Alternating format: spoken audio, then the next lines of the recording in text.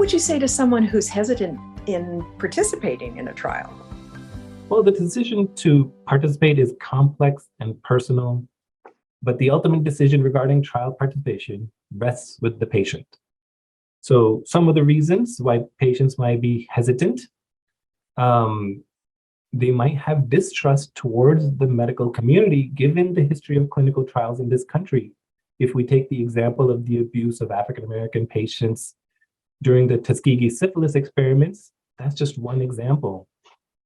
Another reason patients might be hesitant is they don't like the idea of being randomized to the treatment that they're going to get.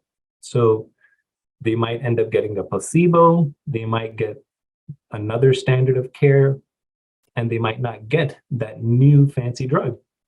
So giving up that level of control does require some compromise. Another reason is the uncertainty of the potential side effects of the chemotherapy drugs, especially if you're participating in an early phase clinical trial. Furthermore, trials require very defined and frequent monitoring sometimes. So some patients might not like the time commitment to a clinical trial. Another reason might be that there are concerns for costs. I can alleviate that concern by saying that typically there are mandates that the insurers cover the routine costs of clinical trials. You mentioned some misconceptions. Are there any others that patients might have about participating in a trial? I guess the two most common things, the first one, and I think all providers have heard this, I will be treated like a guinea pig.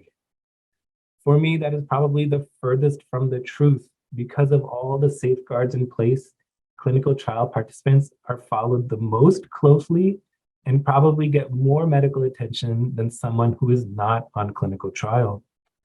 To participate in the clinical trial, the participant has to voluntarily, and that's the key word, sign an informed consent form. And finally, the participant can also leave the trial at any time for any reason. Another common misconception is that clinical trials are dangerous because they use untested drugs. There might be some truth to that. There are many phases of clinical trials, and in some early phase clinical trials, it is true that participant may actually be the first to ever get the new therapy. So so some of the outcomes are not known. But in late phase clinical trials, tens to thousands of patients may already have been treated with the study drug.